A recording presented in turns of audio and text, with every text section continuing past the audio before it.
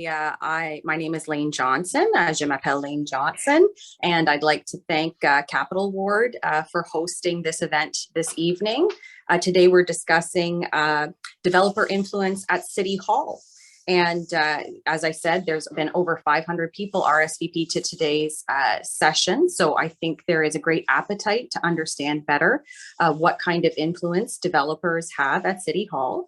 There certainly has been we've seen headlines, we've seen motions, we've seen lots of activity on this issue.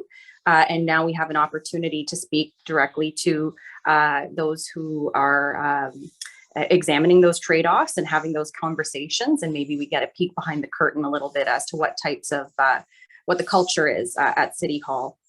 So before we begin, I'd like to first acknowledge that we are gathered here on the unceded and unsurrendered territory of the Algonquin and Anishinaabe people.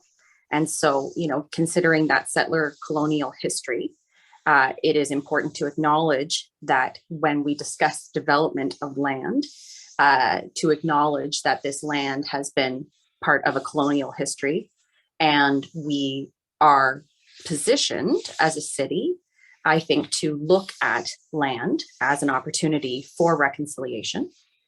So I just want to offer that acknowledgement off the top, and perhaps there are going to be some comments to this end from the panelists, or perhaps from the group at large. So again, welcome. I won't talk too much from the front of the room, but I appreciate being invited. I was a facilitator and executive director for Synapsity, which was a small organization that brought citizens together to learn, connect, and act for a better city. So I welcome the opportunity to be invited to host this conversation. And what I like to do sort of at the beginning to help us level off is go through the agenda, and then we'll get our panelists to help us define what the context is for today. And then we'll go about an hour thereabouts, depending on the energy, with some questions between and amongst the panelists. And then at around 6:10, which is about an hour from now, we will open the floor for questions. And those questions will be supported by some of the Capital Ward staff. So you'll see that Miles is on the call. And he will be helping us with our Q&A. So if you need to message him directly, then feel free to do so. And then there'll probably be a little bit of a tech curiosity at 6:10 as Miles and I try and figure out how to host that part together. And without further ado, so again, I would like to turn first to the panelists to help us define the context for today. And I know that there is a lot going on in our city today and for the rest of the weekend. So we'll honor a 7 p.m. at the latest stop time. Unless as I'm looking at the organizers, did we say earlier than 7? I think it was 7 in my notes. Yeah, 7. 7's good. Okay, great. Okay. But why don't we start then with Sean as the Capital Ward Councillor to help us understand, with everything that's going on this weekend, whether we were prepared or not prepared for this weekend, we are still hosting a session on developer influence. So can you help us to understand, why was it important for you to be here today? And what are you hoping to get out of the conversation? Thanks so much, Laine, and thank you for hosting this evening. And for everyone for joining.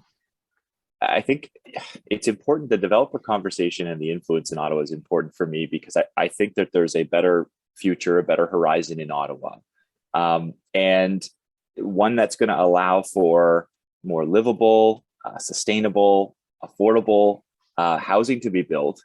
And developer influence on city politics means that we have limited collective voice regarding our shared built environment around us. And so our city can really do a lot, I think, to build up, to serve its residents better. And that can't happen if it's being only privately planned by developers on a lot by lot basis, and otherwise left to the market to ensure residents are furnished with the services that they need. So city government, I think, should be facilitating that collective planning for our built environment. And then, this sort of trickle down reliance that we've had in our government in the last decades and decades benefits that come from development, they never actually seem to really trickle down and give us those collective benefits. And so I think, that's one of the reasons I'm here. It's one of the reasons I was hoping for the session to be held, and we can get into some of the details about that today. Thank you. Catherine, would you like to expand on that? Why was it important for you to be here today, and what are you hoping to get out of the conversation? Well, I will expand. Obviously, I agree with what Sean said, but I want to put it to you this way. There are almost 2,000 people tonight who will sleep in a shelter, who are without housing. I'm not sure that I could fathom what that actually is, but people who do not have a place to go back to tonight. At the same time, we are building housing, we are building new communities, we are expanding our light rail, our rapid transit. We're trying to, progress as a city, if you will. And yet, the number of people who are being left behind, that gap, that number grows, and that gap really does extend itself. So, we need to really consider what the community benefit to building and to housing really is. We know that we need to build more housing. I think we can all agree to that. But it is our role as a city council and as individual councillors to ensure that the right type of housing is built, that there is a community benefit to all new development, and that everybody shares in the advantages to a progressive and a growing city. And to date, I do not believe that has been the full case. Okay, so thank you. So I'm hearing some commonalities in terms of that community focus when it comes to land use planning and development. Chris, Chris, you are the author of the Horizon Ottawa report that examined the dollars and cents of developer-related donations to city council or hopeful city council candidates at the last election. Would you be able to also answer the question? Why is it important for you to be here today? What are you hoping to get out of the conversation? And then we'll invite you to speak to your report next. Sure, yeah. I mean, I started kind of getting involved in municipal organizing in 2018 before the last municipal election, and got involved in a campaign that was really engaging to the people in that community, and then we were lucky enough to talk to enough people to stay true to the vision that we had, and then we got to we got someone elected to City Hall.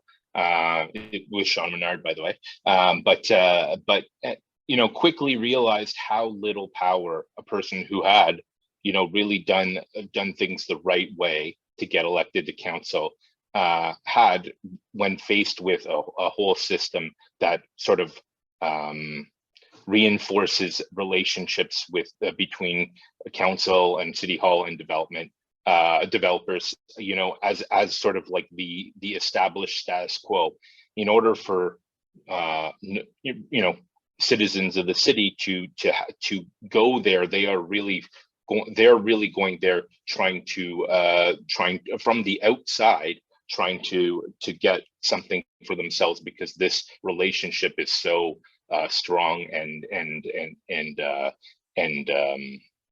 established, and so that that's kind of where I started to do the research that I did, was coming out of this question: why are certain members being put on planning committee when they don't have a horse in the race of downtown ward urban planning, things like that. Those are the questions that I have been asking myself since the planning committee was appointed on shortly after the election in 2018. So why don't we ask you now to expand on your report for those who haven't seen it, if you're able to offer, a quick executive summary of your findings, and whether or not there's some arguments that you'd like to highlight for those coming into this conversation fairly new. Sure. The report is it's called Follow the Money, and it's available at development.money or linked from the Horizon Ottawa website. Up front, I just want to thank my collaborators, Sam Hirsch, Declan Ingham, who wrote the analysis of my research, and then Julia Swartz, who edited the report, and James Burnett, who designed a great website and online database for us to like get this information in the public's hands. So, for some context, in prior to the 2018 election, the Ontario government changed the election laws to make corporate and union donations illegal. So in this election, developers would not be donating under their company's names, but as individuals. And there was now a new individual cap, or an individual cap that was higher, so $1,200 per donation, to a limit of $5,000 election-wide per person. In March in 2019, the financial statements for the election were released, and I was really curious, as I described, especially to see what kind of money that the developers had put into the pockets of people like planning chair Jan Harder, who had been known to have a cozy relationship with developers, including the former planning chair Peter Hume, Jack Sterling, who are both development consultants now, and Michael Casey at Arnon Corporation is a developer and a property owner in Ottawa. They've had golf tournaments and luncheons where it was clear that the goal was for developers to stuff their pockets with $1,200 checks to ensure councillors got reelected. So I began with no real plan to build a huge database, but I was quickly, saw immediate and overwhelming results. So I continued to go through financial statements one by one, looking at doing research, basically Googling every $100 donation that I found. And it was when I started to look at the mayor's $400,000 campaign funds raised, and realized that his donor list was really a roadmap to linking hundreds of thousands of dollars of development industry donations to candidates across the city. So it took about 4 months for me to research every $100 donation contributed in the 2018 election. And in May 2020, the research, along with the analysis, was published in our report, coinciding with the launch of Horizon Ottawa. So I'll just highlight some of the findings. So of the 9 councillors named the planning committee in 2018, 8 took donations from developers. 5 of 9 received more than 50% of the funds they raised from developers, including Jan Harder, Alan Hughley, who received 99% of the funds he raised from developers, and Tim Tierney, who received over 80%.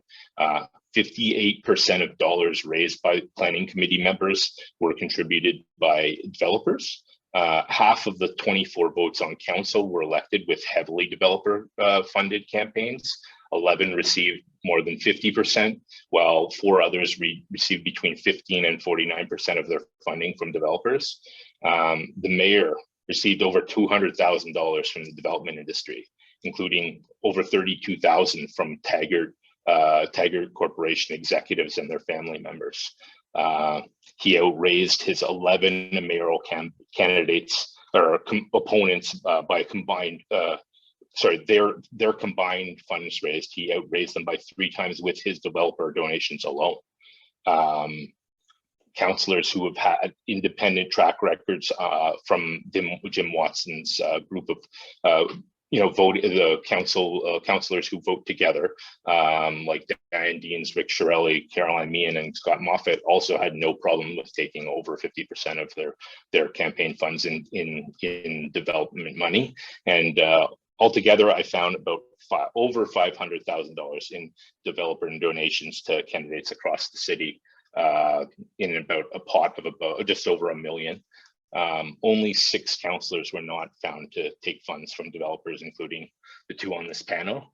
And all of those councillors represent urban wards. And the last thing I'll just highlight is the Taggart Group donated in excess of $70,000 election-wide in 2018 between their families, executives, and other people associated with the company. Thank you, Chris. So, Sean, if we can start with you, when you hear Chris describe the findings of the report, what does that mean for you? What reflections do you have when you hear those findings?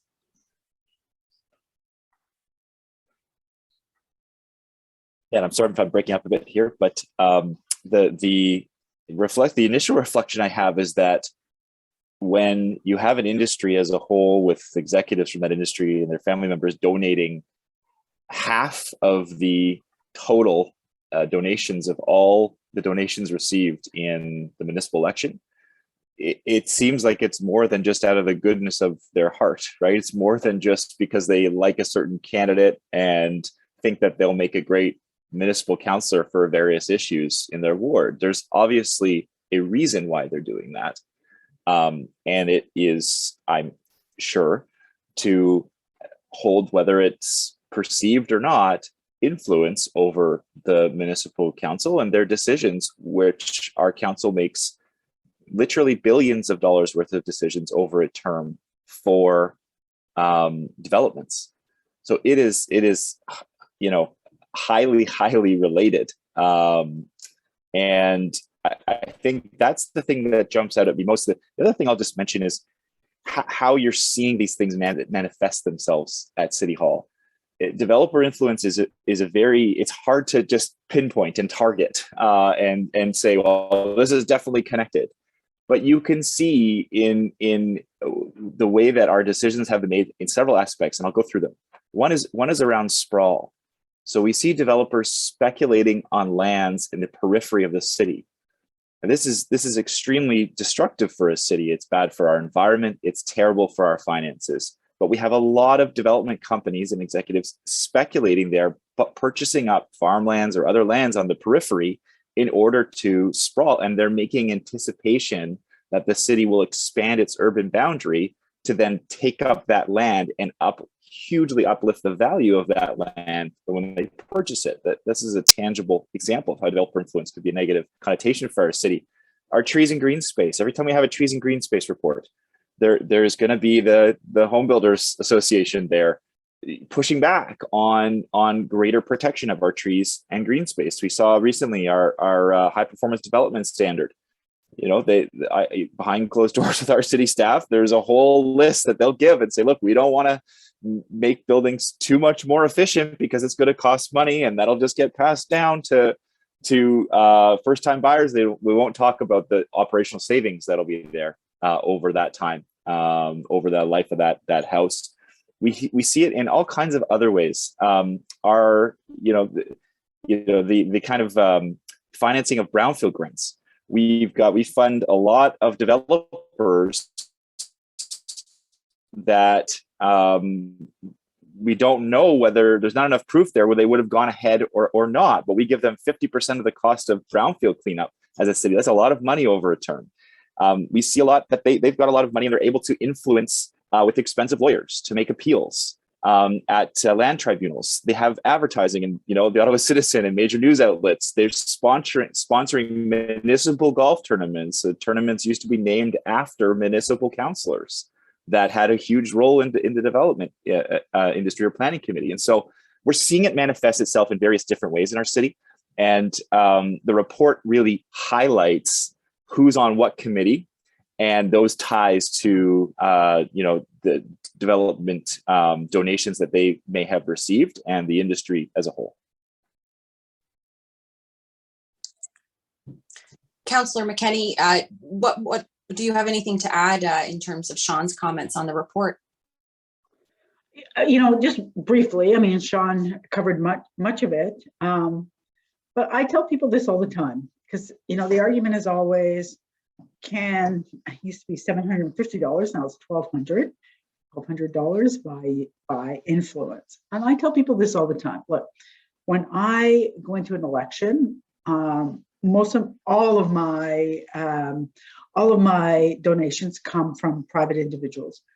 Many of them come from people who are attached to community associations, to local recreation associations, housing organizations, like the people who are on the ground, eking out benefits for residents. Do they expect of me a certain type of set of values? Of course they do. Of course they do. Do they expect that if something comes in front of me that will benefit people who are experiencing homelessness or housing affordability, that I will be that champion? Of course they do. Right? So we have to know that when people give us funding, it's not that I go back and I look at who gave me funding and what they want me to do. I don't actually go back and make that link. But I am supported by, both financially and in other ways, by people who share my values. So when we look at the development industry and the contributions to, again, all but one member of planning committee, and that's set by our mayor, who do not take a multitude of developer dollars. When we look at decisions that have been made, and I'm going to give you one other example that that occurred in the last term of council, and it's 900 Albert. 900 Albert is the development that would see, a 65-story building, 55-story, 45, I think. The height had nothing to do with it, but it is a development that will damage this community because there is a ramp coming in that will bring in large vehicles. So it's a loading ramp. It's like in an area where kids today will cycle to school. People would walk to get to the MUP. It's right downtown, and it's going to become this loading zone that kind of divides the community. And I strongly opposed it on that ground, not on the height, not on the density, but on the grounds that it will damage this community. It turns its back on the existing community. And, the vote was in favor, all except for 5 councillors. And the 5 councillors who said, no, not one of us takes developer donations. And we're all in the urban, in an urban community. So it really is, it's impossible to separate that out and not know that, people throw up their hands and say, think this benefits me personally in my, in my career or in my, wanting to continue to be a city councillor. And I'm going to turn a blind eye to what's happening in somebody else's community. You can't draw that, perfect link, but over time, you can see the influence that heavy developer donations have on people's decisions. Thank you. And to your point, I'll be sure to call upon you first and Councillor Menard second the next time. Your video was off, so I wasn't sure if you were there, but we won't let him take up all the airtime. So I would like to understand then, as you describe some of the consequences that development interest seems to further, grammar aside on that sentence, sorry about that, but when it comes to values like good density and respecting an urban boundary, putting forward climate change adaptation as a central focus for development. I mean, these all seem to be reasonable requests. I wonder if we are seeing these values be exploited or challenged. Are there tools that are not currently being used at City Council that we could be using better? How can City Council make these trade-offs or have these conversations in a different way that you don't currently see happening? Can you help us to just understand that? Coming to me first. There are ways, governance. I don't want everyone's eyes to glaze over, but I'm going to say that word, governance. We need a city council that really functions in the best interest of the entire city, and we've not had that. We've not had that for quite some time. And how do we get that? Well, we get good representation on key committees. And I think those key committees are all committees, I'll be honest with you. Sometimes we just highlight FEDCO and planning, but it also needs to be community and social services, because we all need to understand the needs across the city for community and social services and arts and recreation. Transportation, same thing. We need to understand the needs of the city and needs of residents across the city for healthy transportation and the needs of everyone across the city. Planning, same thing, and we have not had that. We are actually falling further behind in terms of not just equitable, not just in terms of like the right thing to do, but it's like, we do not benefit as a city when we have no urban representation on planning. We have one right now, plus could argue, Councillor Brockington is, an urban councillor, but, we know that planning committee is, dominated by people who A, take large amounts of developer donations, and B, do not represent the entire city. So just on governance alone, just ensuring that we have, the perfect representation from across the city. People get to decide their local who represents them locally, and we have to respect that.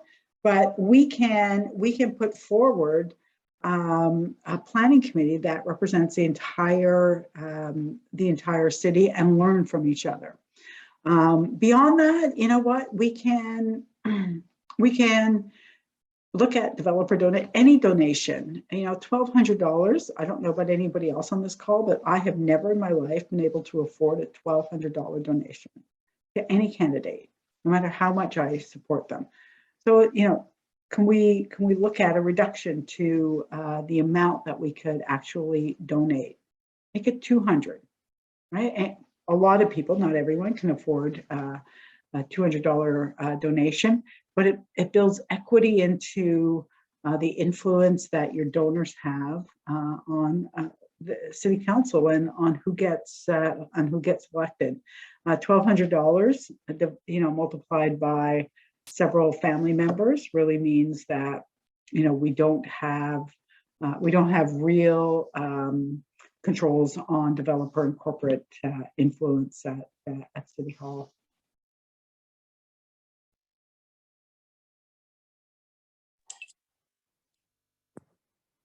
Sean, if you wanted to jump in here, or Chris. Sure, I can say a few words. There are many tools that we can deal with developer influence. We're just choosing not to exercise them. The way planning committees are structured is one way. Right now we have a rural affairs committee and we have a planning committee. That planning committee is stacked, unfortunately stacked right from the get-go. And just like our committee of adjustment, we have 3 different areas so that you can hold people accountable in the urban, suburban, and rural areas. The same should be true of our planning committee. We can split up that planning committee and make sure that people that are elected there are also held to account by residents when they go back to the election. It's not somebody in Stittsville or Barrhaven making the choice for somebody that lives in Centertown. It's their representative. The Chateau Laurier edition would have never happened had we had that model. That would have been rejected, and we would have made them go back and sort that out prior to that being approved. I think, you know, there needs to be cooling off rules for employees as well. We have, unfortunately, mixing between the development industry and staff. And so just like the federal level, there should be a cooling off period where you can't just go after having worked within the municipal government, knowing all those plans as a planner, heading over to a development company to work there right away and vice versa. So that would be helpful. Similar to federal legislation, I think, you know, they ban corporate lobbyist fundraisers for those sitting members of government. We have a lobbyist registry. We know who the lobbyists are in our city for these industries. Similar legislation could be requested from the province for our municipality to change those rules here. I know Committee of Adjustment is going through a process right now. They have an operational review of the organization happening this year. It's the first one since 2012. So this is a opportunity to look at how the Committee of Adjustment is selected. And I know how it's selected because I was on the selection committee with a number of other councillors. And I can tell you a lot of people that apply for those are former developer lawyers or developer, connected folks. Not all of them that are on the Committee of Adjustment are that, because we made sure to get good people that are not just going to be influenced by developers on Committee of Adjustment. But many of them who do apply are there for a reason. And so it's important that we look at that and reform the process where possible. I'll just also mention it's things like sticking to our principles. We saw what happened with Taywin, the sprawl that will come from Taywin, the destructive development that is the Taywin development in the very south end of the city, was recommended against by staff because it did not meet our criteria.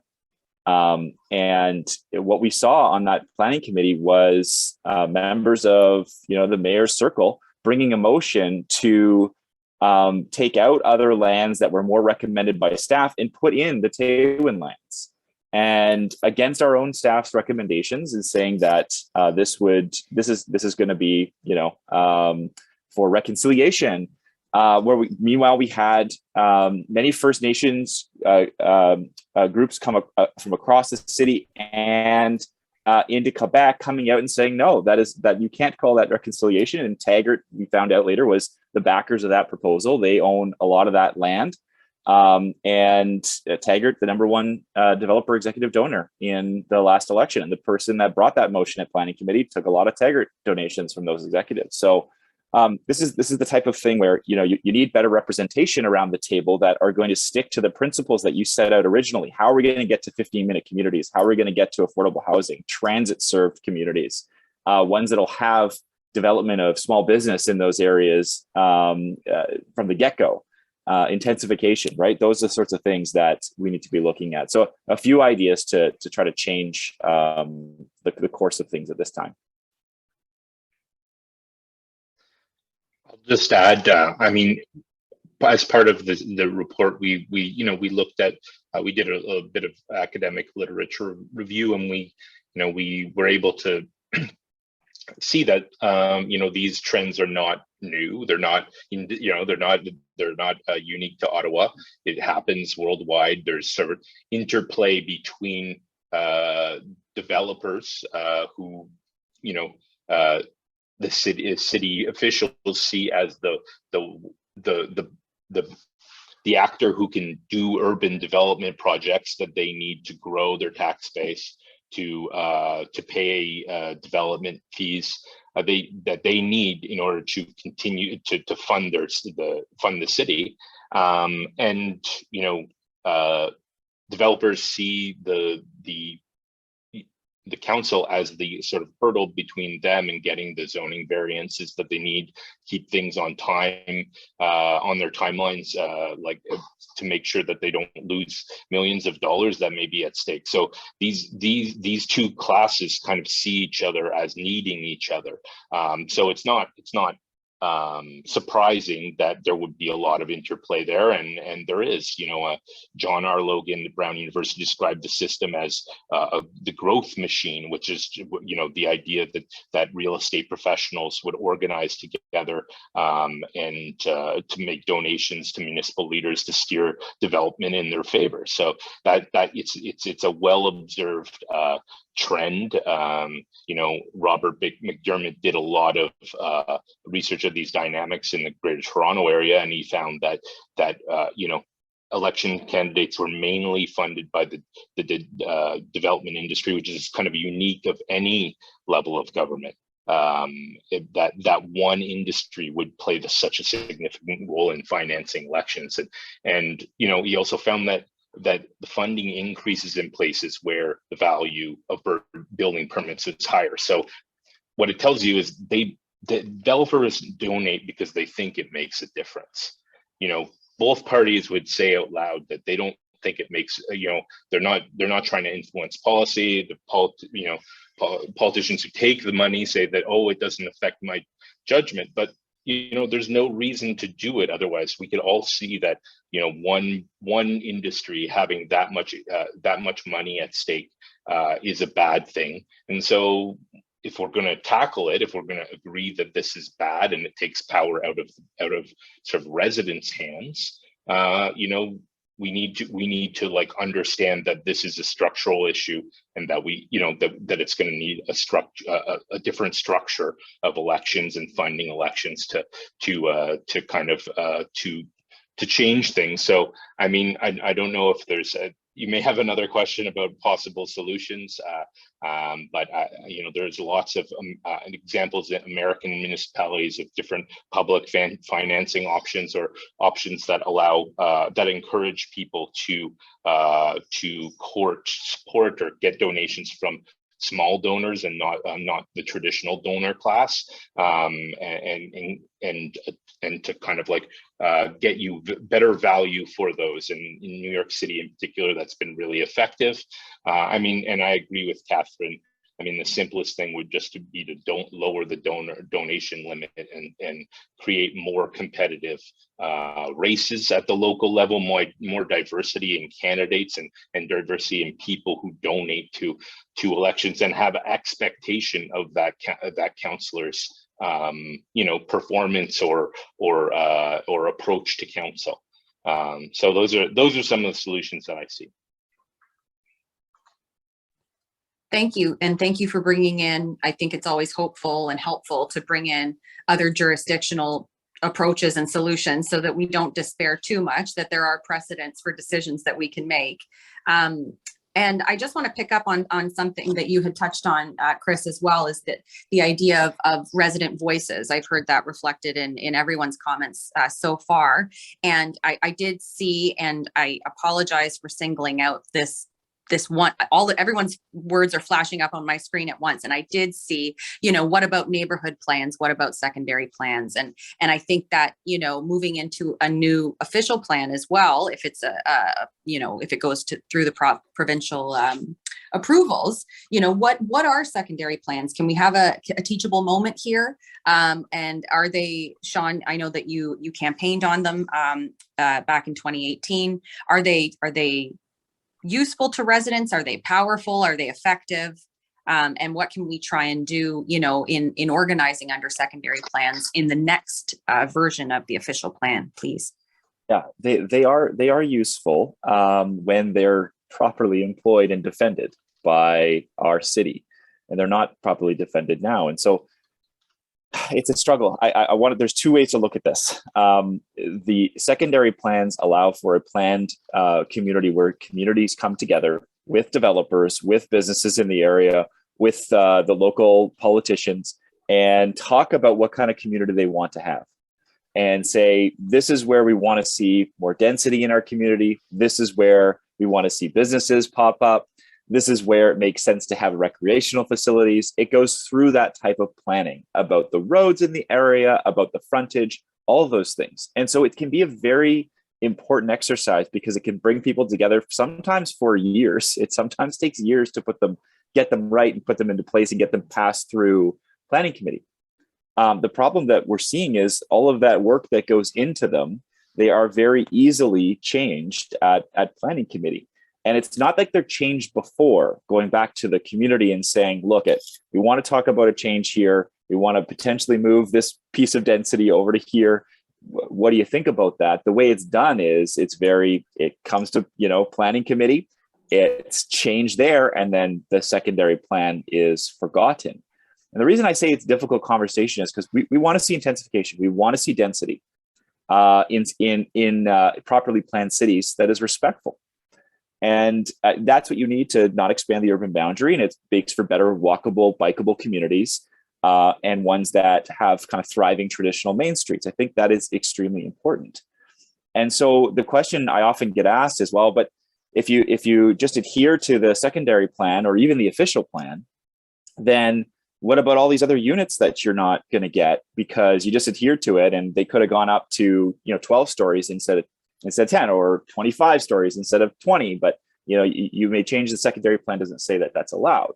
So what about that? You're blocking units from coming into a community. And what I say to that is that a community that is properly planned with community developers, businesses at the table with the local councillor, that will result in more units than just having an individually planned, privately planned city that picks out for spot rezoning. You will not get more units that way.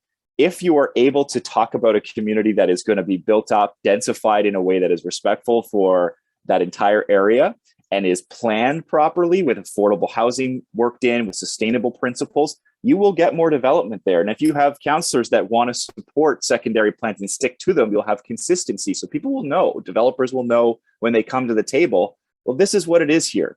This is what we can build. And so this whole area, this whole lot in front of this traditional main street, we're going to get more development here because we know the whole thing's going to be 6 stories setback, or the whole thing's going to be 8 stories setback at the third floor. So these are the types of things that are always a trade-off, because you have people out there saying, well, you're blocking more housing if you just stick to the plans of the city. Well, what is the point of a plan of a city? What is the point? Do we just want a privately planned city, or do we want a publicly planned city that integrates these things? And that is the question that we have to ask ourselves, because a privately planned city doesn't put in the affordable housing that we need.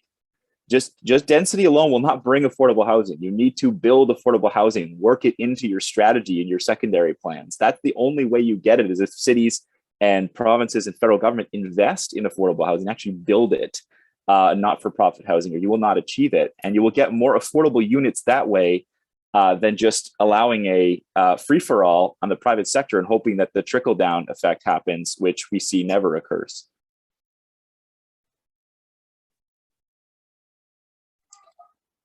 Your comments really speak to me, in the sense that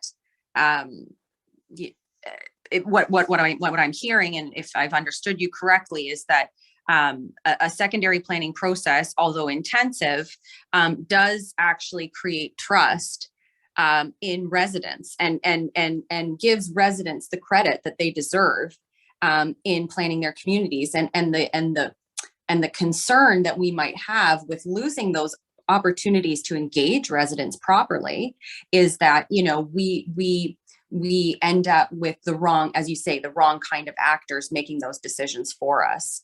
And residents then also can end up feeling surprised, which further erodes, the trust in the institutions that are supposed to be serving these residents. When we have these gaps in, the trade-offs that you describe are very real. And it's certainly very complex. And so I can appreciate how sometimes consultation or engagement can, you can just say, oh my gosh, that's too much work. We might not get moving fast enough on what we need to do, or what those risks might be. But the alternative is sometimes riskier when it comes to the vision that we're trying to achieve. And residents, I think, are capable of describing a vision for their neighborhood.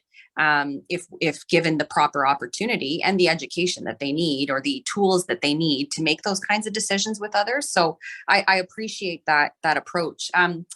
Councillor McKenney, in your experience, and what are your hopes for, next term of council, the new official plan and resident participation secondary plans?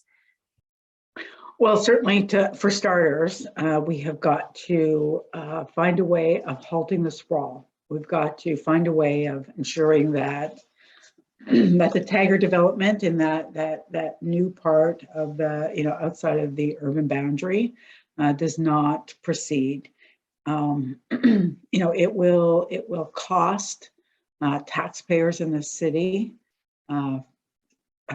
dearly over the next 20, 25, well, forever to service it, and we'll not be able to build the types of communities that we need. We'll not be able to build the types of communities that are connected through transit and that are affordable.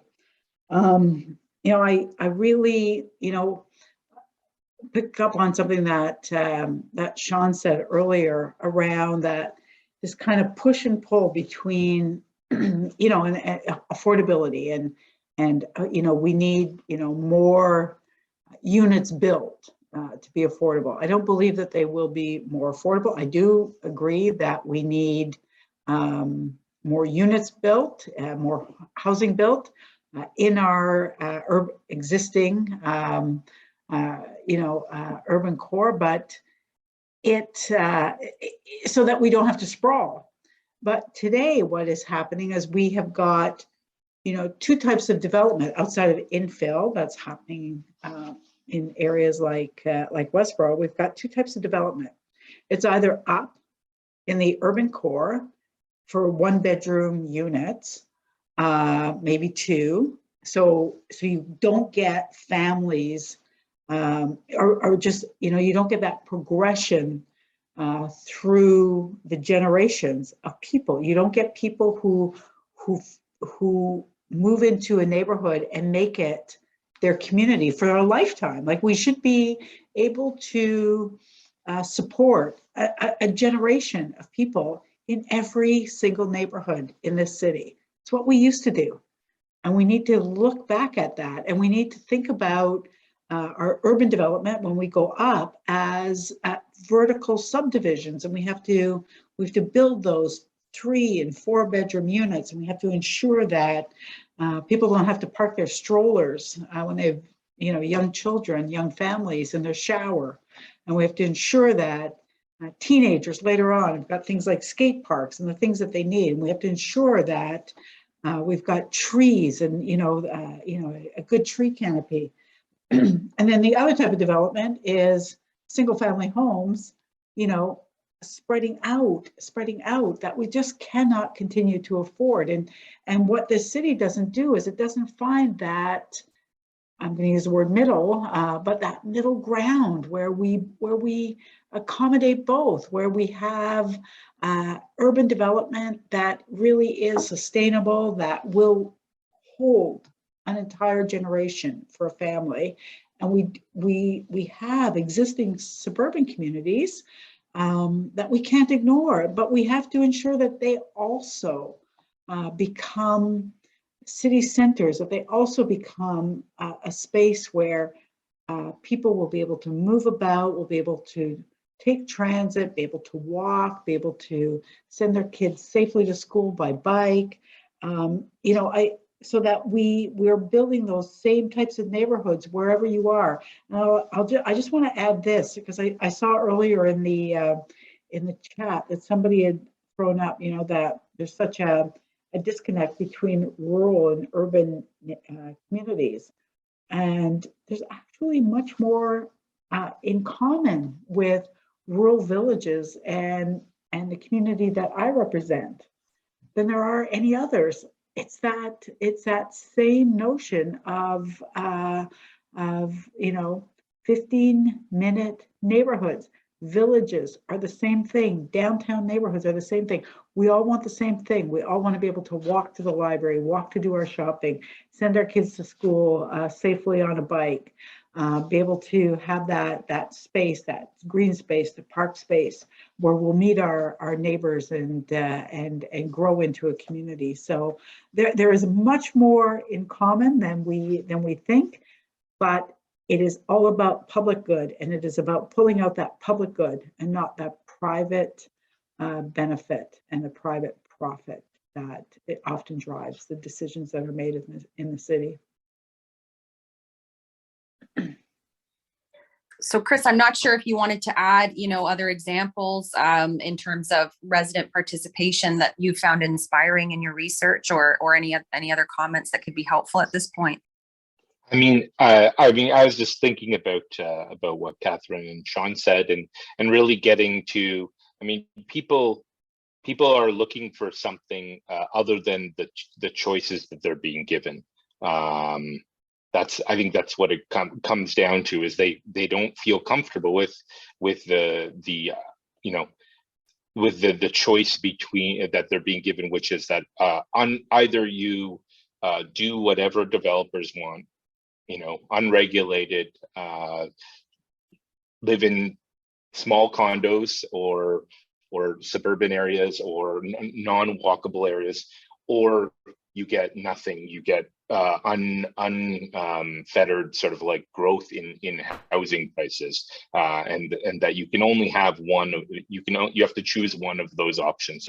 And I think of something that one of my friends says, is that we have a pretty good example just down the highway of what it looks like when we pick the one where developers do whatever they want, which is we look at Toronto and we see just condo after condo, and yet there's still no affordability there.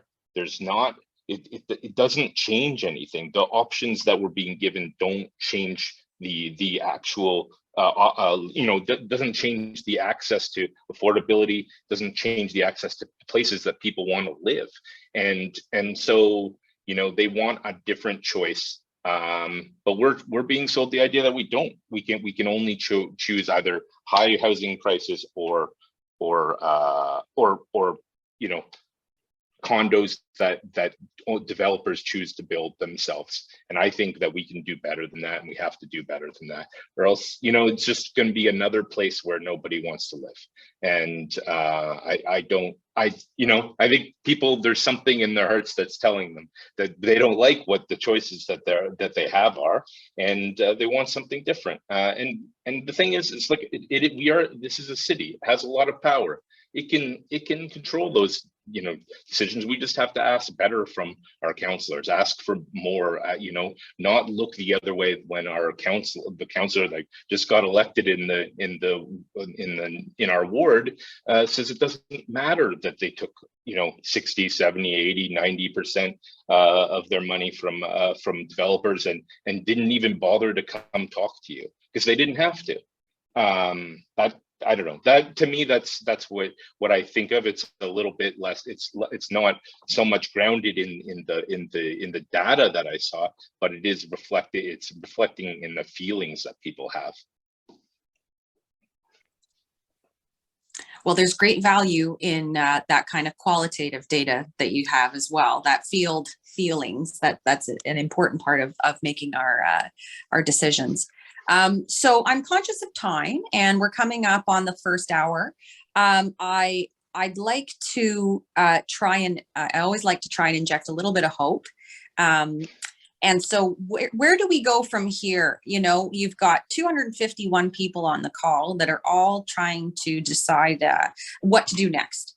So what do we need to do as a group to be able to mitigate the risks of developer influence and contribute to creating the city we want? And maybe I'll start with Chris this time, because to spread it around.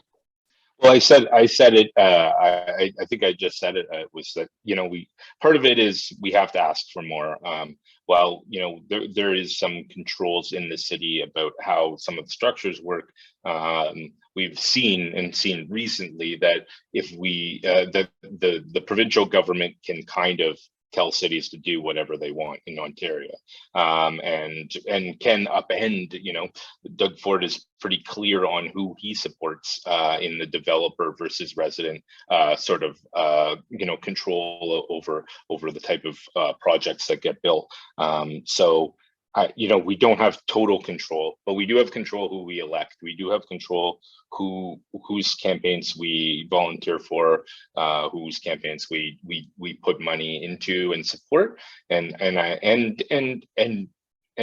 there's always there are term limits, and they're called elections. So if you have a bad councillor, if you have a councillor that doesn't seem to have any sort of qualms with putting through whatever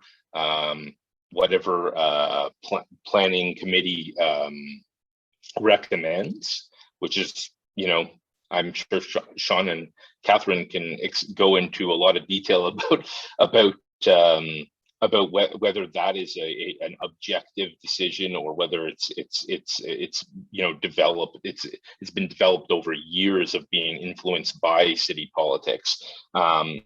Anyway, I just think that we can do better by asking for more from our politicians, and we do have that ability. We have an opportunity this fall to do that. And that, I was a founding member of Horizon Ottawa.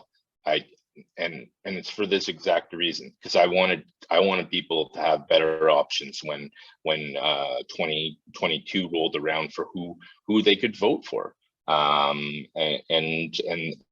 Whether that candidate, that great candidate had a good election team, had the tools they need to run a real campaign. Anyways, it's all possible. It's completely possible for us to take this city back. It's happened in many cities that we wouldn't necessarily think of as socialist fiefdoms. It happens because people decide that they want that control over what their community looks like. They want that for the power to rest with people and not developers, and for developers to have to ask us what they can build for us. Anyway. Thank you. And then I'll invite maybe Councillor McKenney and then Councillor Menard before we turn to questions. Does that sound reasonable to everyone? Yeah, thanks, Laine. I don't think I have a lot to add to what Chris said, but certainly groups like Horizon Ottawa, Acorn, Cowie, adding to the public discourse, ensuring that we are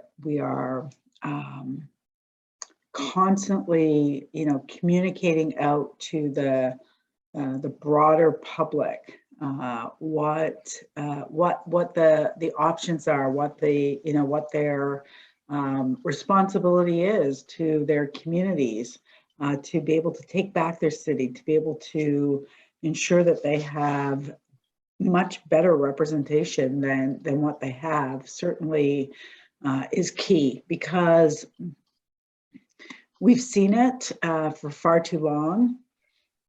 Low voter turnout at the polls is damaging our cities.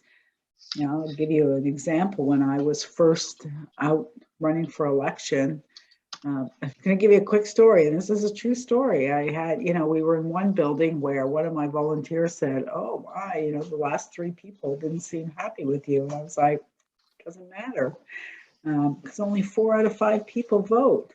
If we get 2, 4 out of 10 rather, if we get 2 out of those 10, we've got 50% of the votes. We actually only need like 1.5 to win." And that's wrong, but it's true.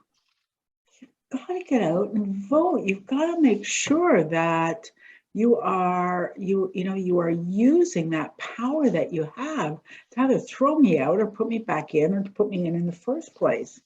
Because the reality is that far too few people decide what's best for our entire community.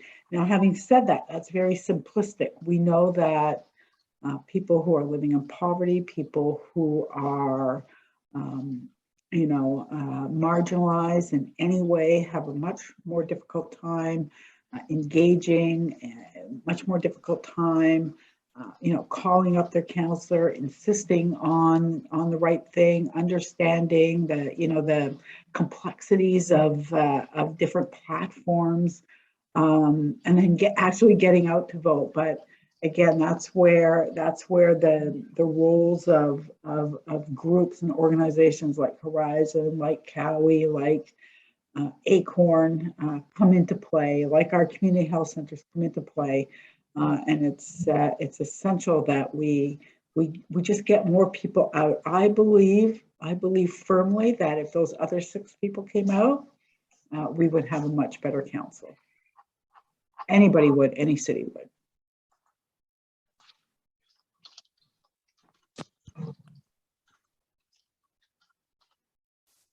I can add a bit more if you'd like. You're just waiting for me. I mean, I totally agree with Councillor McKenney and Chris, and thank you, Chris, for writing that report and collaborating with people. It has made a huge difference in our city, and that's one of the things. I think there's 3 things we need to do. One is celebrate the good, celebrate these important reports. That's one of them. I think we could celebrate the fact that Councillor McKenney and I brought a motion around the revolving door rules at City Hall, the cooling off period. When we had the integrity commissioner's report, the damning report into the conflict of interest in a councillor's office, we saw an opportunity to improve accountability there.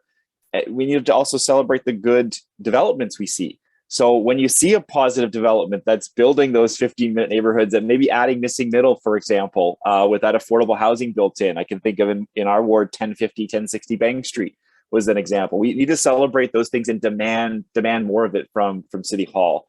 The second thing I think we need to do is we really need to make sure that people-centered development and that control over our shared built environment starts with something Laine said, and that is rebuilding trust with residents. Trust has been broken. It is at an all-time low.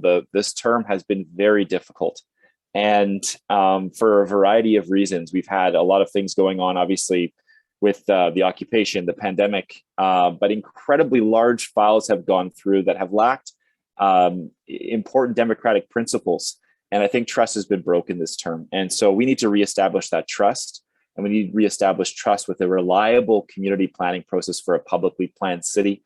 And the final thing, the third thing we need to do is mobilize for change. The time is now to do that. This is an election year. It is an opportunity to move beyond winning arguments with political opponents that carry on anyways, towards actually putting people first, putting people in power who do not need to be convinced that people should come before developer profit. And this could be a change election. In fact, if we stand up now and count it in this moment, we really could see a once in a lifetime shift in our city politics and away from this kind of technocratic corporate politics that have dominated for decades at this city and towards a city that does have people at its center. And that is an opportunity we will not see probably for a very long time. So we really do need to be counted for this election coming up and make that difference. Well, that is a very hopeful note to close this section on, and certainly, in my experience in supporting residents to create the communities that they want, I would suggest not everyone wants to volunteer the same way, but all people have a gift to be able to contribute in organizing. And so, you're going to have some people who want to do research, some people who want to do, get on the social, some people that would rather, never see a social account ever, some people that want to read, some people that want to talk, some people that want to shout. And to, acknowledge those various strengths and try and coordinate your teams around everyone's strengths, you'll get a lot more done than expecting everyone to show up the same way. So I very much appreciate everyone's comments. This is where I think we might get a little curious in terms of how we moderate the Q&A. So I'm on a phone. Miles, how are we going to do this? This is a real-time decision. Should I just read the cues, or where are you? So I'm going to click answer live on questions, and you let me know if you see them on the phone version of Zoom. And are you able to pull up the Q&A box yourself on the phone? If I go to the top of my screen, I can see that there are 31 open questions. Correct. Okay. So if you you let me know, I mean, I can start clicking answer. If you don't see it, you can answer. You can scroll yourself if you'd like, or otherwise I can just read them out. So let's start with me clicking answer and see how that goes. Okay. Okay. Okay. And do you see that question now? The answer live. No, when you click that, it'll go to the answered. It'll for us to answer it live. I've been through these lately. So if you click answer live, it'll disappear. So we have found the button not to push. That's always a valuable part of the exercise as well. All right, so I'll just open it up and read myself here. And thanks for everyone patience with this. So to look at the open questions, we're going to start with Jake's question. So this appears to be to everyone. I've heard a very bare explanation that the traditional Main Street zoning started with a limit of building up to 8 times the ground area of the land and a political promise to stick to that limit. About a year ago, I learned that a development proponent started by assuming a right under the zoning to build twice that, which is 16 stories. So a traditional Main Street zoning, is that limit gone of 8 stories? Is there any way back? I can try to answer that if you want me to jump in. The traditional Main Street zoning right now is 9 stories as of right if the lot configurations handle that. So that's my understanding as the new official plan. That's where we're at for traditional Main Streets. Okay, thank you very much. So the next question is from Erwin, but he starts with a continued. That's just because Laine, the first comment was not relevant to the question, and I was just clearing clutter for you.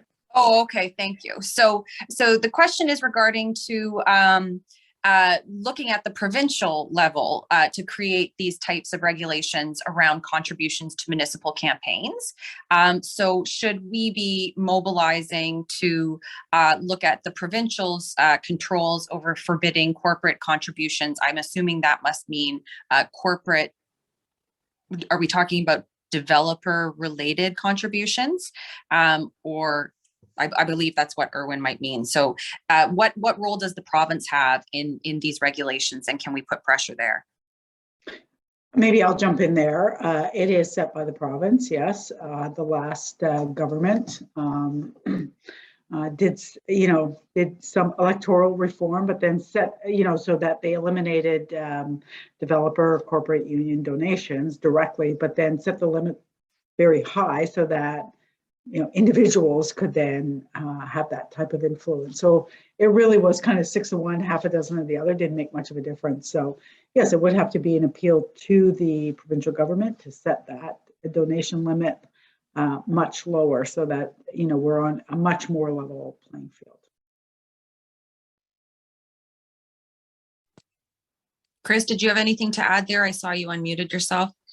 Yeah, I mean, I guess my being that we came in to this most recent election with a new strategy, I mean, I feel there's another part of this, which is corporate donations are now allowed as third party to register as third party advertisers, and so it's not like their money is completely is not useful in elections. It didn't seem like anybody figured out in time for 2018 how to sort of use that or take advantage. I mean, there was only a couple of, I think there was 5 in the city registered third-party advertisers, and only a couple of them raised any sort of money. But I guess what I'm getting at is there's always going to be ways that this money will sneak in, and in this case, there's no way that they're going to stop people from making individual donations. That's never going to happen. So, I mean, I think it is about at least a thought of lowering the limit or completely reconceiving what election funding looks like. And people have done that. I do think that probably, we'll look back in 20 or 30 years and won't be able to remember elections that weren't publicly funded, but we're not there yet. I think it's just going to be slowly something that we get to. But yeah, I mean, Ottawa, we are unfortunately bound by what the province is willing to do, and anything we even tried to do locally could easily be just untied with not much effort by the province. So that's where we need to apply pressure if we're going to get changes to election structures. Okay, thank you very much. So the next question is, do council or committee members need to declare conflict of interest, whether that's real or perceived, when discussing specific proposals from developers who have contributed to their campaigns? They do not. No, easy answer, no. No. Okay. That is a good question from Neil. That is something that should be looked at, though. I mean, that is something that, I see Councillor McKenney declaring conflict of interest all the time for sort of a family member, right? That's not really related to the work as directly, but or you have a cousin working somewhere, or a brother or something working somewhere within the municipality. You may declare that, but then not if you're getting thousands of dollars from executives from the same development company. You don't have to declare it. So I don't know, Councillor McKenney, if you want to add more of that. No, absolutely. I think about that all the time. And not that I mind declaring, I'm more than happy to, but my wife runs a supportive housing organization. And anytime we vote on a budget item where that organization could receive funding, I declare a conflict of interest. And as I should. And yet, I could, as Councillor Menard said, I could take thousands of dollars from a developer and make a decision that will directly benefit them. I mean, and nothing. So really, I think that for every decision that you make on planning committee, at council, if you've taken that funding, we have to find a way of being able of ensuring that that you declare that. It really is a double standard in that sense. I'll just add that I think it was interesting what came from the Integrity Commissioner's report on Jen Harder and her conflicts, or the appearance of conflicts. And in the Commissioner's report, they brought this argument that even the appearance unchallenged of a conflict of interest is a problem that needs to be dealt with because it erodes public trust. So, it'll be interesting to see if that sort of standard is used more in the future in terms of, forcing people to deal with their conflict, the appearance of a conflict, even if it's not something that can be confirmed. Obviously, we don't know how people, what people are thinking in terms of how they make decisions when they're in positions of power. But the fact that we are sitting around here talking about a report that shows pretty convincingly to anyone who's sort of looking at objectively, like there's a problem of influence here, and nobody, aside from the odd denial from councillors or the mayor that it makes any difference, nobody's even talking about whether about conflicts. I mean, I think there was one instance when Sean asked in a planning committee session early in the term that councillors should sit back from the table members of the planning committee should sit back from the table if they took money from this developer that they were deciding I think it was a height variance on, and nobody would. They didn't see any reason that they even had to, even though they all took $1,200 checks from that. that developer. So anyway, I think it will be interesting to see if that idea that the appearance of conflict is going to be something that, you know, councillors who do take that money are going to have to deal with in the future. And would, you know, would the regulation or any changes to the expectations regarding that declaration of a conflict of interest, would that be within the purview of the municipality versus, you know, the first question in terms of, you know, the provincial regulation of donations? Like, is that something that if everyone was to vote, you know, in favor of such a motion, that it could then be held to? I think it's a city government. It would be like the council governance. And sorry Sean and Catherine would know better, but you know, at the start of every council term, there's a governance, you know, rules of governance that are decided on, and they review it about halfway through the term, and that's where you can set rules of behavior and rules. I'm sure there's some way that the province could undo those if they really wanted to, but that would be the place to address it first, I think.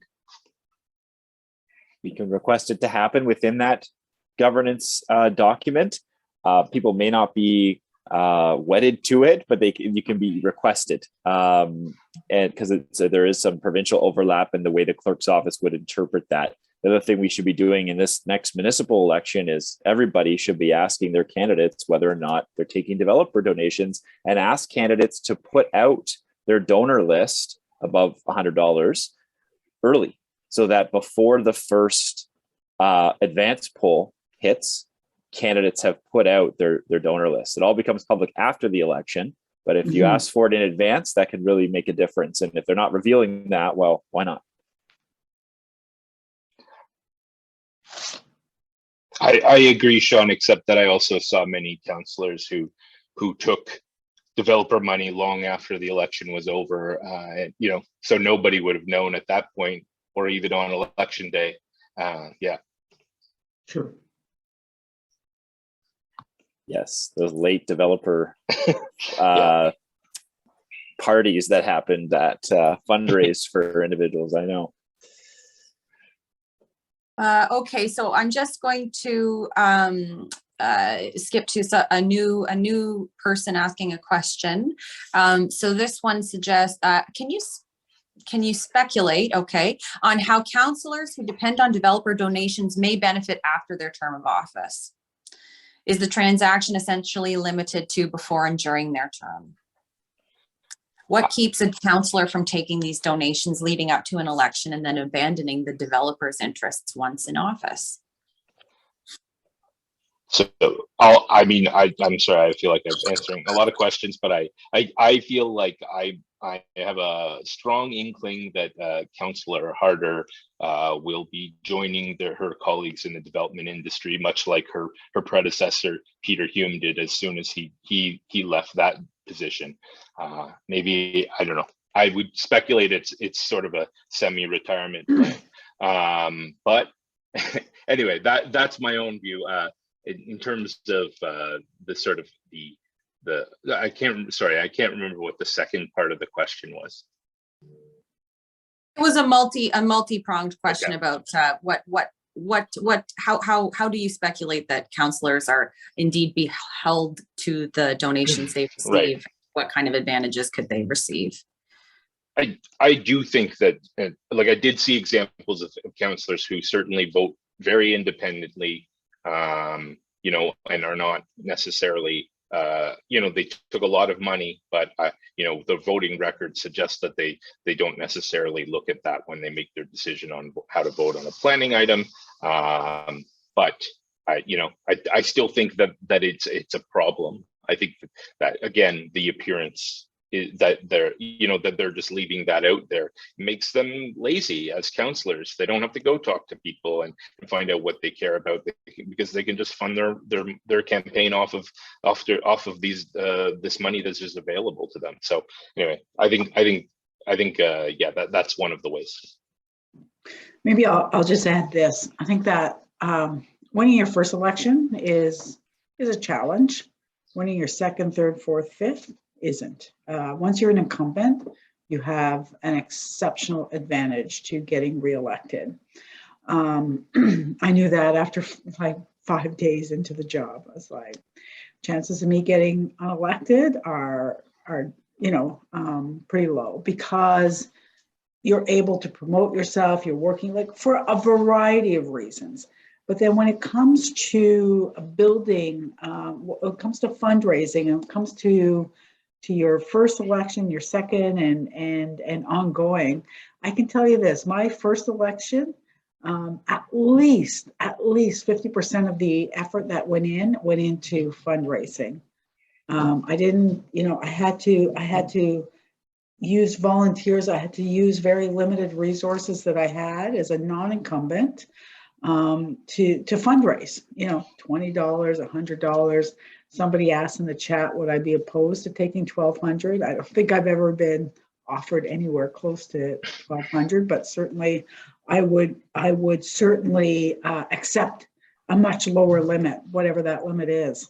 But in subsequent elections, when you already have an advantage over anyone trying to challenge you, couple that with not having to fundraise, to just making that phone call and the dollars come in, you have enough money to do anything you want, to build the database you want, to build the website you want, to hire volunteers, to make phone calls, to knock doors, is a very, very strong advantage. And it does, it's like not having good electoral reform. It advantages you as an incumbent, and it disadvantages the rest of the city as individuals. I'm telling you, most incumbents should be challenged, including myself.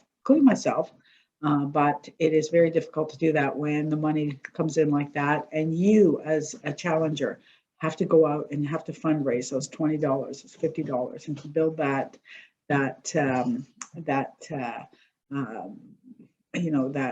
bank account that you need to run a decent campaign. It's almost impossible. Okay, I'm going to bring in a question that is a little different from a new voice here, looking at the tree canopy. So Sharon asks about a fine. Developers can be fined for taking out a mature tree, and she says it's up to $50,000 in her understanding, but yet she's never heard of it being applied. And when she discusses this with city foresters, the city forestry team has some very passionate people on it, and they're struggling as well. So how can cities better protect their tree canopy? Are these fines useful?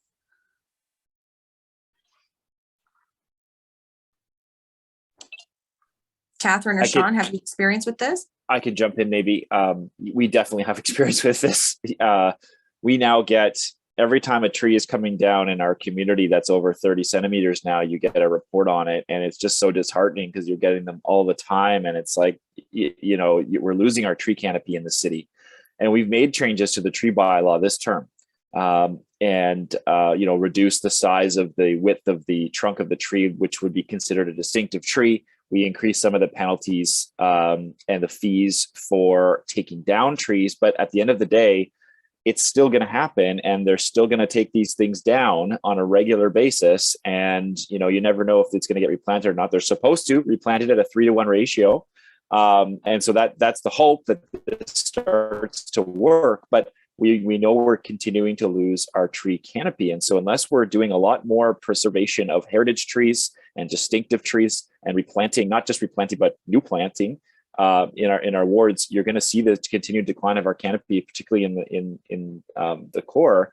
I think Somerset Ward has one of the lower amounts of tree canopy coverage in all of the city, and this is part of building that sort of like people power against just developer influence, where it's like, if there's a tree at the front of a lot, sorry, you're keeping the tree. You can put a ton of units in there behind that tree, but the tree's staying, and you can't, it's not coming down because you need your bulldozer to go through or something. It's this sort of protection. Other cities have greater protections in the suburbs too, that they still have that larger 50 centimeter diameter. You know, so in the suburban areas, we could protect more trees there as well too, if we had a better you know, diameter coverage of those distinctive trees.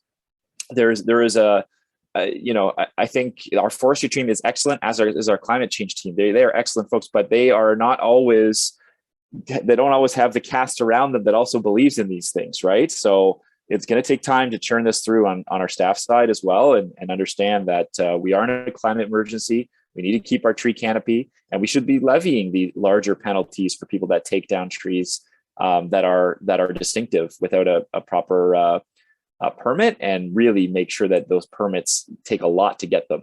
Because I have some people that go in and say, okay, well, this tree's roots are going to maybe affect my foundation. And you know, I want to get verified reports, not just from their arborist that came in, but from independent arborists that would come in and say, you know, this tree absolutely will affect the foundation, or it's not, and it's okay, and it doesn't need to be taken down. And you know, it's these sorts of things that are important to preserve. So anyway, I don't know about the $50,000 question. I'd have to look that up. But these are some of the things we need to think about in the future with preservation of our urban tree canopy. Carleton did a study recently, and it found rapid decline in our canopy over a 5-year period. So we are really in the thick of it now, and that's another piece that really needs to be top of mind is our tree growth, tree canopy in the next election.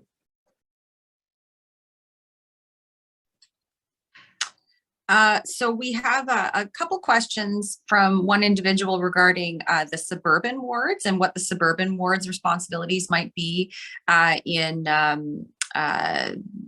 best practices in urbanism.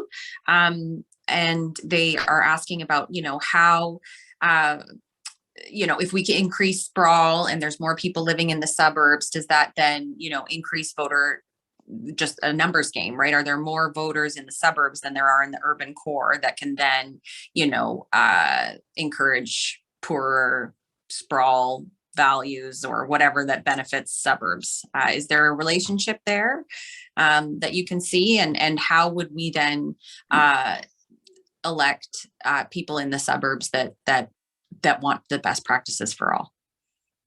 Maybe I'll take that one on to begin with. I actually am always, it actually often surprises me that we assume that people living in suburban communities don't want the same things that people living in urban communities do, because I believe that they do.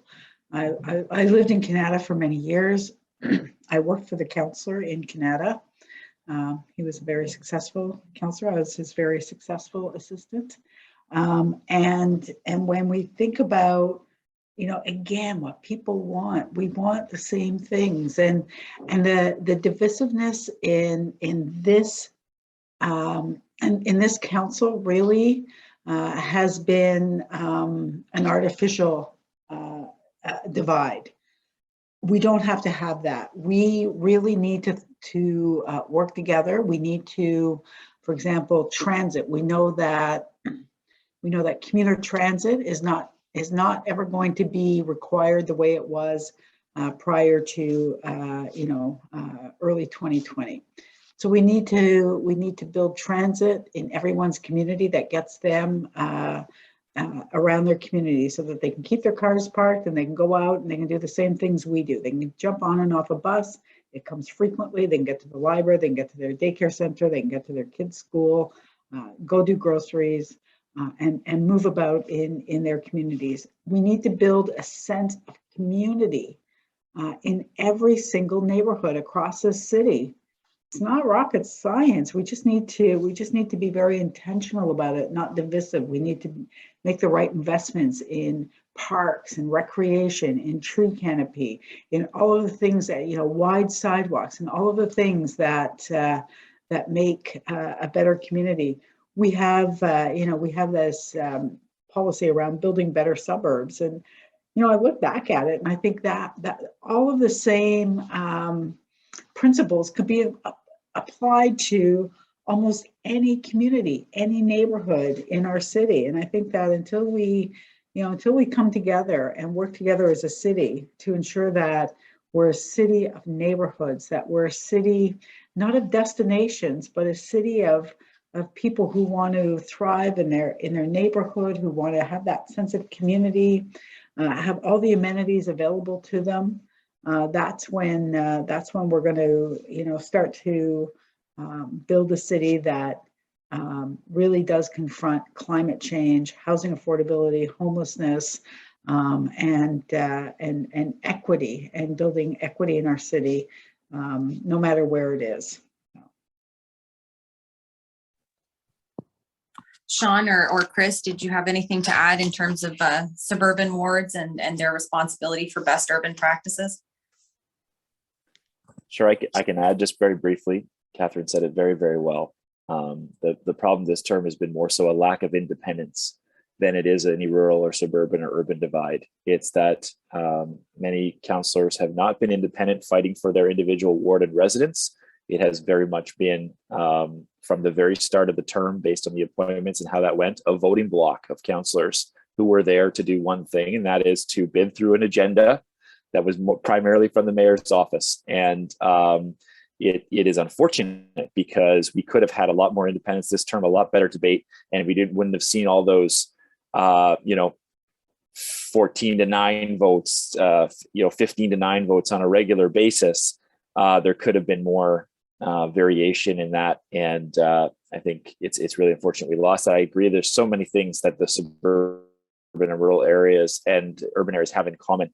One thing I'll say is that suburban areas also don't like sprawl, because the sprawl that happens there affects them as well. As you sprawl out, it affects all our environment in that way, the farmland in that way, our taxes in a negative way.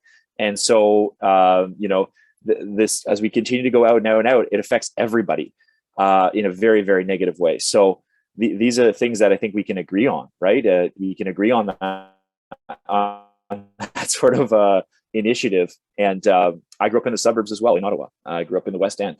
And I can tell you the values I have now, a lot of them were forged there when I was in those commutes. So I know there's a lot of people in the suburban areas that have very similar values. And I think they want independence. They want representation. They want a councillor who's going to fight for them, just like urban communities do. So that's our goal in the next election is less sort of, kind of Watson Club type of politics and more independent politics that can really represent residents in a better way.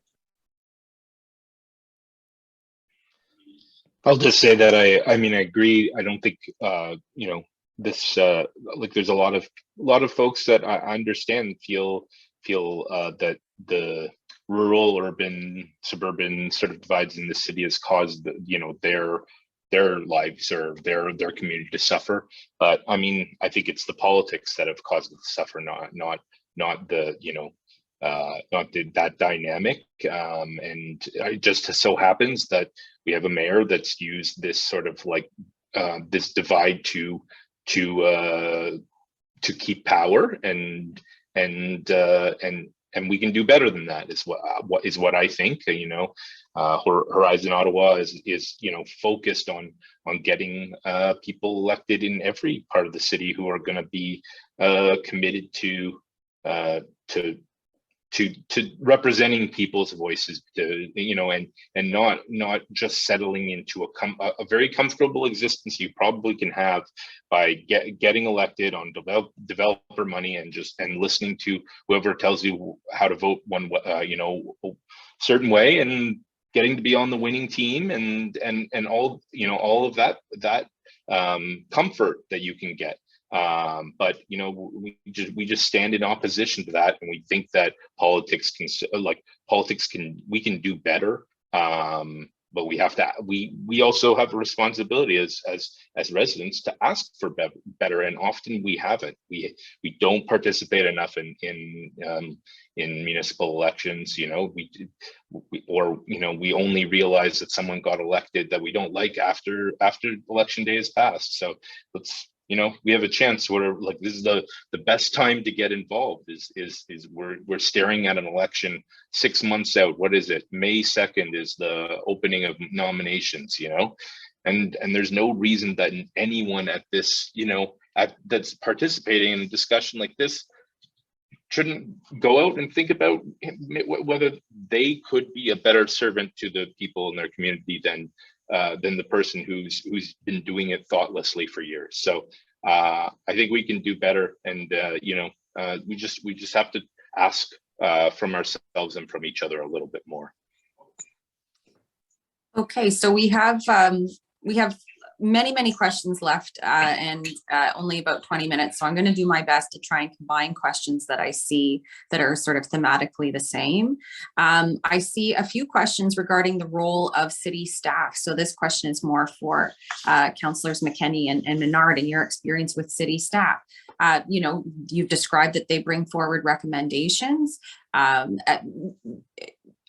Do city staff work directly with developers as well, or is there an arm's length from that? How do you make sense of the information you're getting from city staff and its unbiased nature, and what kind of other opinions can you get when faced with a recommendation?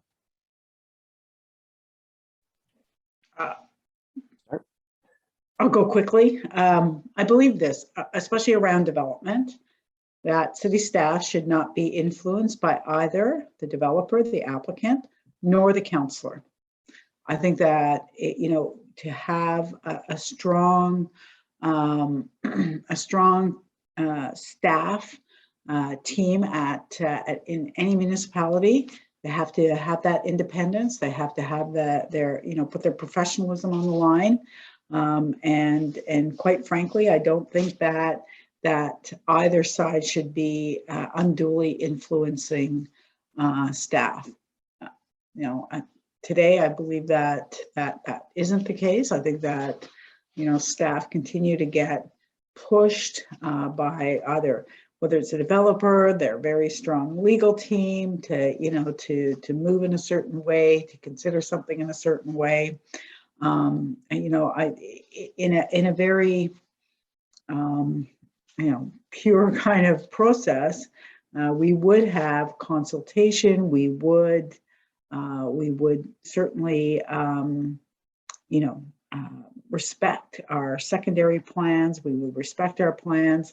Blunt instruments, I understand that we can't just, go by the letter of those plans, but if we have staff that we are confident in, that they are making the best decision based on their professional opinion, it would be ideal that they listened to the community, that they went back, they looked at what was in front of them, and neither side was able to provide undue influence. I'll just add, our staff do a good job. We have good operational staff. They work hard. They want to be want to be seen as professionals and are professionals. And I think that the outlook and how they bring forward recommendations will certainly change with the new council. With the new council, they will see the priorities that the council lays out at the very beginning and say, okay, these things are maybe changing from what it was before. And so, we need to recognize that will shift as a new council comes in and has other priorities that come forward. I also, at the same time, I want to see, we have this mantra in the city, and I really dislike it. It's one city, one team. And I don't think that's the case. There's varying opinions on the best way to develop the city. There's varying opinions on how we grow. It's not just one city and one ideal at all times. That there's difference of opinion, and it's okay. I think that staff would come to a committee and it's not just selling something to us. It's, hey, look, some people in the department feel this way and others in the department feel this way. And these are the things you have to weigh as a council, but we're going to give it to you straight.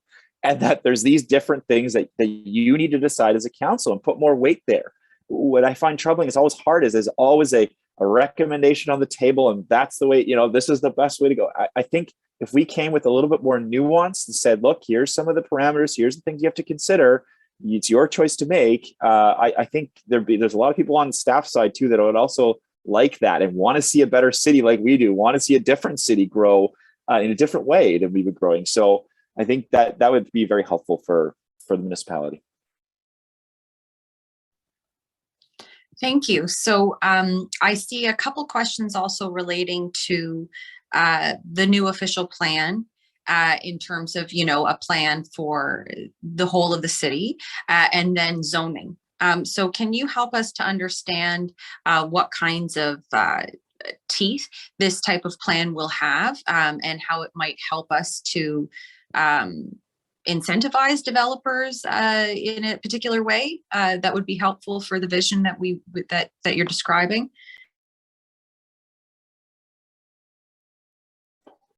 Sorry, Laine, on the new official plan? Is that, yeah.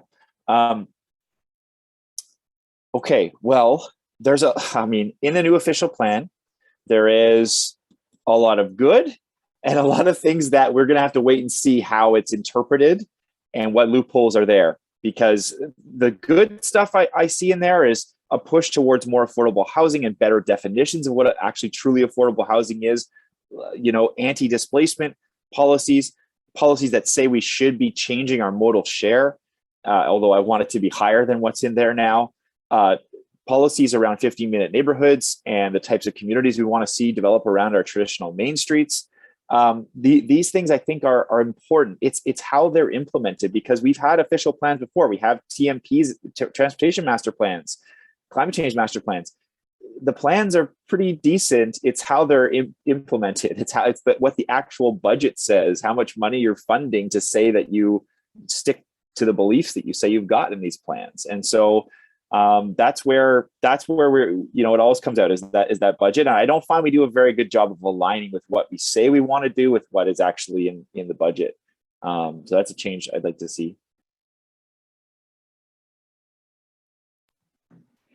Yeah, I don't have much more to add to that. Certainly, when we set our plans, sometimes I'll give you the transportation master plan from the last term.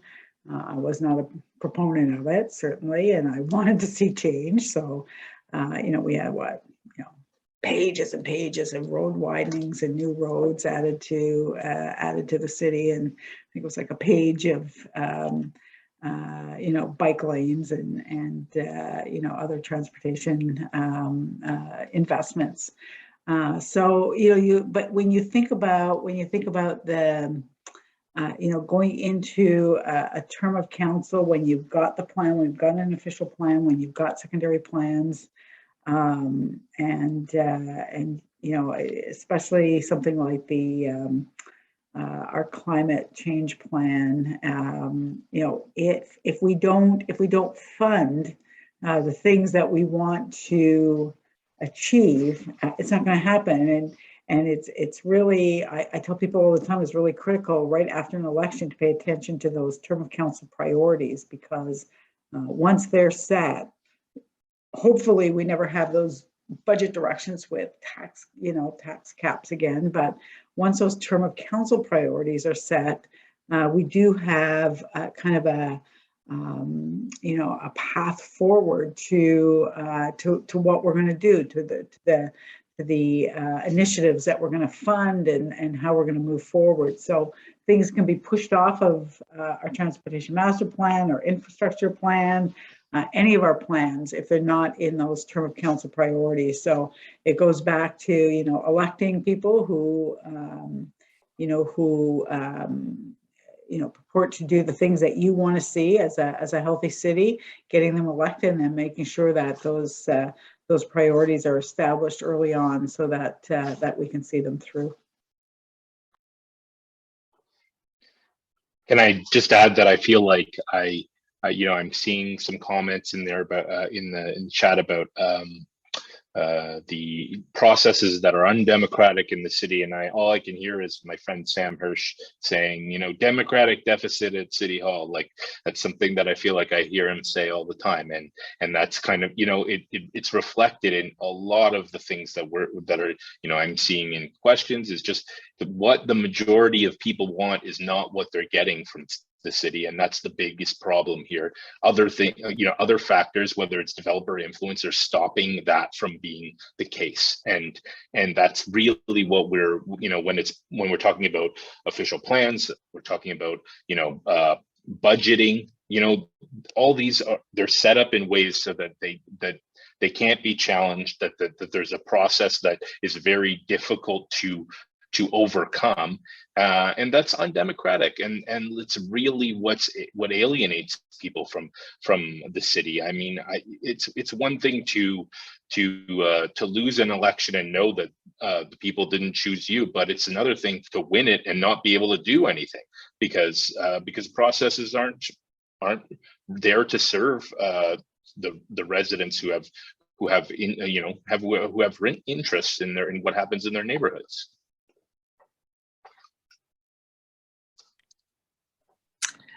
So I think, we just have a little bit of time left, and we do have a couple questions. I'd like to ask, I think what we'll do is we'll ask about, Bill 109 and what the province is doing to incentivize supply, and whether there are reflections as to its efficacy.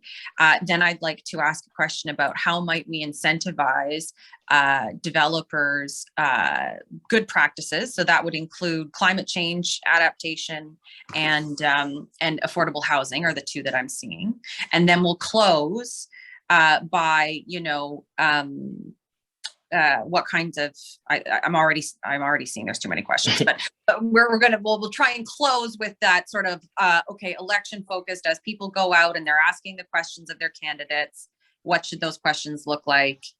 And I think maybe that's what we'll have time for. So if I can start by asking, so Bill 109 came out, was released, I think at the beginning of April, it was starting to be talked about.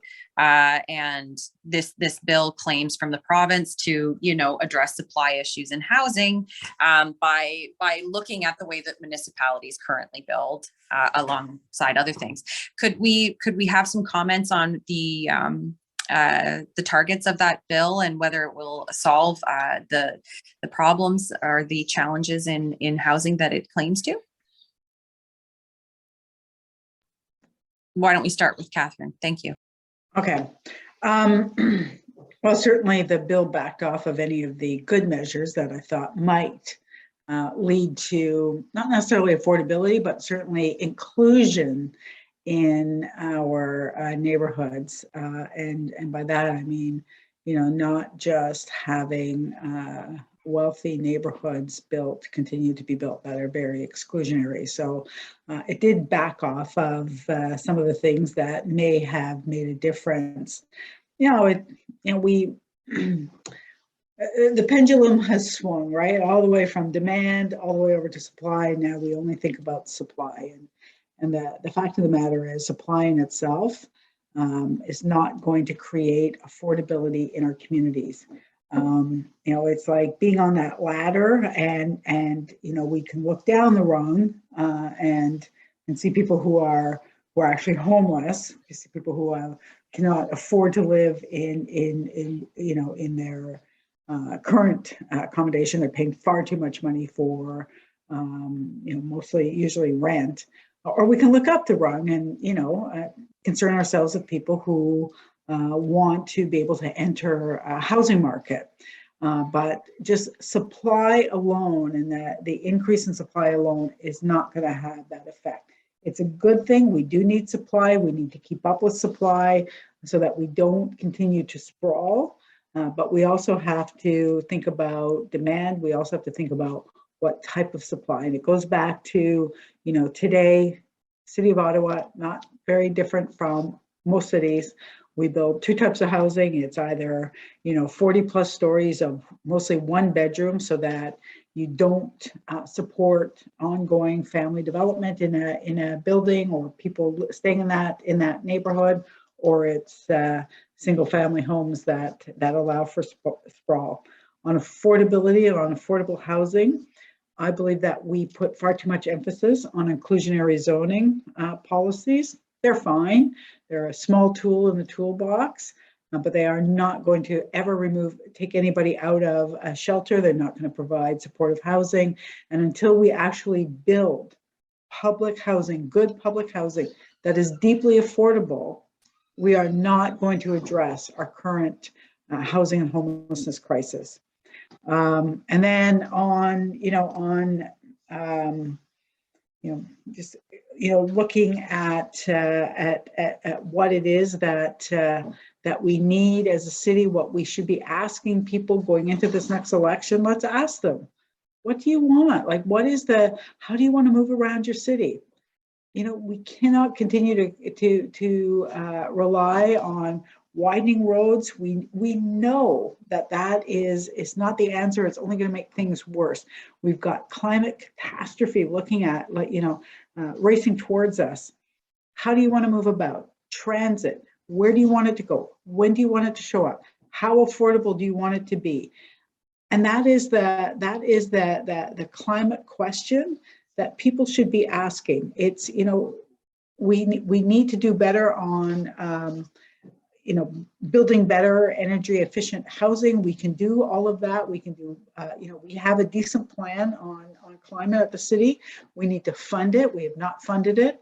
And we have to do much better moving people around on transit, on foot, by bike, so that we get people, out of cars and make it, make this a much more equitable city and a much healthier city, a much greener city. We can actually be the healthiest city in the world, but we have to put the investments where they need to go to make sure that happens. Okay. So Councillor McKenney answered all three questions and took notes in order to do so. So I hope Councillor Menard and Chris, you can do the same. Chris, why don't we go to you and then we'll close with Sean, please. I think that, Sean and Catherine are better placed to answer the question, because to be honest, I'm not very familiar with Bill 109. I think that's what it was. But the one thing I just want to say is that I do see online, people calling people NIMBYs and talking about supply and talking about this yes in my backyard sort of attitude, which is that builders should do whatever they want, and they should, and I shouldn't have anything to say about that, because we need more housing.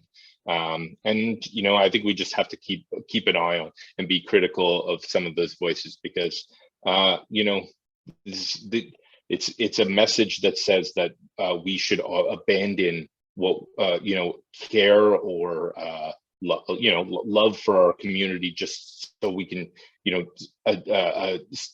we can create a new crisis, which is that we're alienated from our community in order to resolve another one, and that's just not good enough. We can do better than that. And so I think I guess what I would just say is I think that we have to really be careful about this rhetoric, because I think it can be insidious. You don't have just one or two choices about how we build better. We've been deprived of publicly built housing in Ottawa for so long that we don't even really have a good idea that could be an option on the table. Those options get pushed off before we ever even get to look at them or consider them. So that's my little take. And I'll just quickly on the Bill 109 stuff. This is something that when you look at the report, they didn't talk about homelessness or affordable housing. I think there was an annex that kind of went into a little bit, but it wasn't focused on that, right? It was just focused on supply in general and not about actual homelessness and affordable housing. And unless you build that type of housing, not for profit, actual public housing, you're not going to get that affordability that you need. The bill was changed quite a bit, which was important. And I think the other thing that the bill ignored, was that there are many factors that are affecting supply and many factors that are affecting housing prices. And when you look at very, very low interest rates, when you look at the corporatization of housing and the purchasing of by large corporations, multiple real estate developments, these things are having a huge effect on the price. And you look at things like the lack of people listing their home for sale during the pandemic. These are factors that you don't talk about when they talk about the Bill 109 piece on just building homes.